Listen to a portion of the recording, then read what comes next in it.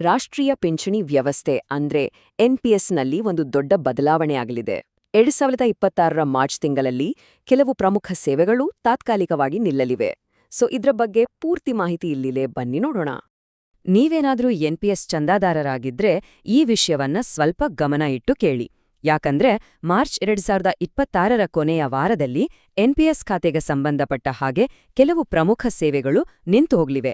ಅದಕ್ಕೆ ಈ ಅಪ್ಡೇಟ್ ಬಗ್ಗೆ ನೀವು ತಿಳ್ಕೊಳ್ಳೋದು ತುಂಬಾನೇ ಮುಖ್ಯ. ಹಾಗಾದ್ರೆ ಈ ಮಾಹಿತಿ ಎಲ್ಲಿಂದ ಬಂತು? ಇದು ನಮ್ಮ ಸ್ವಂತದಲ್ಲ.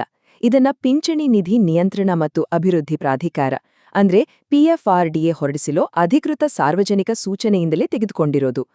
ನಾವು ಅದರಲ್ಲಿರೋ ಅಂಶಗಳನ್ನೇ ಇಲ್ಲಿ ವಿಶ್ಲೇಷಣೆ ಮಾಡ್ತಾ ಇದ್ದೀವಿ. ಸರಿ, ಹಾಗಾದ್ರೆ ಕರೆಕ್ಟಾಗಿ ನಡೀತಿದೆ? ಸಿಂಪಲ್ ಆಗಿ ಹೇಳ್ಬೇಕು ಅಂದ್ರೆ ಪಿಎಫ್ಆರ್ಡಿಎ ತನ್ನ ಸಿಸ್ಟಮ್ ಅನ್ನ ಅಪ್ಗ್ರೇಡ್ ಮಾಡ್ತಿದೆ.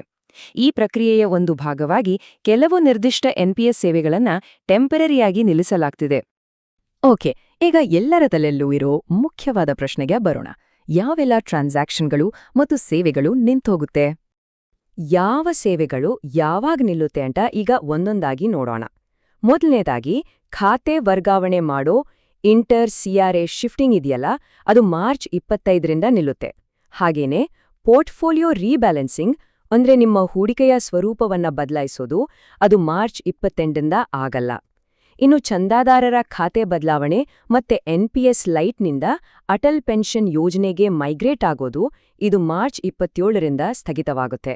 ಅಂಡ್ ಎಲ್ಲಕ್ಕಿಂತ ಮುಖ್ಯವಾದ ವಿಷಯ ಅಂದ್ರೆ ಹಣ ಹಿಂಪಡೆಯೋದು, ಅಂದ್ರೆ ವಿಡ್ರಾವಲ್, ಮಾರ್ಚ್ 31ರ ಬೆಳಗ್ಗೆ 10:30ರಿಂದ ಯಾವುದೇ ರೀತಿಯ ವಿಡ್ರಾಲ್ ಮಾಡಕ್ಕೆ ಆಗೋದಿಲ್ಲ. ಅಯ್ಯೋ, ಇಷ್ಟೆಲ್ಲ ಸೇವೆಗಳನ್ನ ಯಾಕೆ ನಿಲ್ಲಿಸ್ತಾ ಇದ್ದಾರೆ? ಈ ಸಿಸ್ಟಮ್ ಅಪ್ಗ್ರೇಡ್ನ ಹಿಂದೆ ಇರೋ ಅಸಲಿ ಕಾರಣವಾದ್ರೂ ಏನು? ಈ ಸಿಸ್ಟಮ್ ಅಪ್ಗ್ರೇಡ್ನ ಹಿಂದಿರೋ ಟೆಕ್ನಿಕಲ್ ಕಾರಣ ಮಲ್ಟಿಪಲ್ ಎನ್ಎವಿಸ್ ಫ್ರೇಮ್ವರ್ಕ್. ಪಿಎಫ್ಆರ್ಡಿಎ ಇದೇ ಹೊಸ ಸಿಸ್ಟಮ್ ಅನ್ನ ಜಾರಿಗೆ ತರ್ತಿದೆ. ಹಾಗಾದ್ರೆ ಇದರ ಅರ್ಥವಾದರೂ ಏನು? ಫಸ್ಟ್, ಈ ನ್ಯಾವ್ ಅಂದ್ರೆ ಏನು ಅಂತ ತಿಳ್ಕೊಂಬಿಡೋಣ. ನ್ಯಾವ್ ಅಂದ್ರೆ ನೆಟ್ ಅಸೆಟ್ ವ್ಯಾಲ್ಯೂ. ಸಿಂಪಲ್ ಆಗಿ ಹೇಳ್ಬೇಕಂದ್ರೆ ಶೇರ್ ಮಾರ್ಕೆಟ್ನಲ್ಲಿ ಒಂದು ಶೇರ್ಗೆ ಒಂದು ಬೆಲೆ ಇರುತ್ತಲ್ಲ, ಅದೇ ಥರ ಪಿಂಚಣಿ ನಿಧಿಯಲ್ಲಿನ ಒಂದೊಂದು ಯೂನಿಟ್ನ ಮೌಲ್ಯವನ್ನೇ ನ್ಯಾವ್ ಅಂತ ಕರೀತಾರೆ.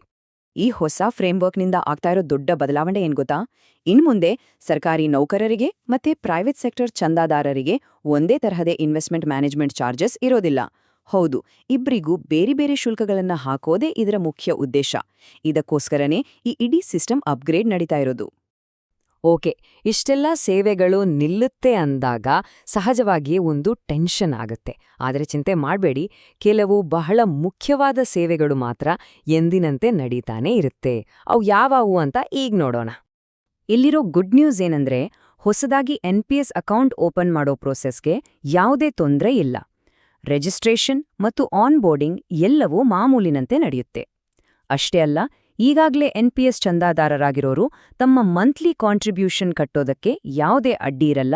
ಆ ಪ್ರಕ್ರಿಯೆ ಕಂಟಿನ್ಯೂ ಆಗತ್ತೆ.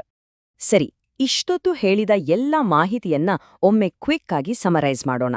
ನೆನ್ಪಿನಲ್ಲಿಟ್ಕೋಬೇಕಾದ ಇಂಪಾರ್ಟೆಂಟ್ ಡೇಟ್ಸ್ ಇಲ್ಲಿದೆ. ನಿಮ್ಮ ಟ್ರಾನ್ಸಾಕ್ಷನ್ಗಳನ್ನ ಪ್ಲಾನ್ ಮಾಡ್ಕೊಳ್ಳೋಕೆ ಇದು ಹೆಲ್ಪ್ ಆಗತ್ತೆ. ಈ ಟೈಮ್ಲೈನನ್ನ ಸ್ವಲ್ಪ ಗಮನಿಸಿ. ಮಾರ್ಚ್ 25ಕ್ಕೆ ಸರ್ವಿಸ್ ನಿಲ್ಲೋದು ಶುರುವಾಗುತ್ತೆ, ಮತ್ತೆ ಮಾರ್ಚ್ 31ಕ್ಕೆ ಹಣ ಹಿಂಪಡೆಯೋದು ಕೂಡ ನಿಲ್ಲುತ್ತೆ. ಫೈನಲಿ ಏಪ್ರಿಲ್ 2, 2026ರಿಂದ ಎಲ್ಲಾ ಸೇವೆಗಳು ಮತ್ತೆ ಮಾಮೂಲಿನಂತೆ ಕೆಲಸ ಮಾಡಕ್ಕೆ ಶುರು ಮಾಡ್ತವೆ. ಹಾಗಾಗಿ ಎಲ್ಲರಿಗೂ ಒಂದು ಇಂಪಾರ್ಟೆಂಟ್ ಸಲಹೆ.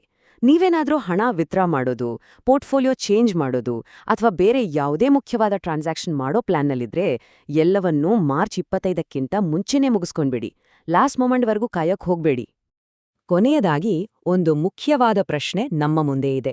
ಗವರ್ನಮೆಂಟ್ ಮತ್ತು ಪ್ರೈವೇಟ್ ಸೆಕ್ಟರ್ ಚಂದಾದಾರರಿಗೆ ಬೇರೆ ಬೇರೆ ಶುಲ್ಕ ಹಾಕೋ ಈ ಹೊಸ ಸಿಸ್ಟಮ್ ಜನರ ಲಾಂಗ್ ಟರ್ಮ್ ಪೆನ್ಷನ್ ಉಳಿತಾಯದ ಮೇಲೆ ಹೇಗೆ ಪರಿಣಾಮ ಬೀರ್ಬೋದು?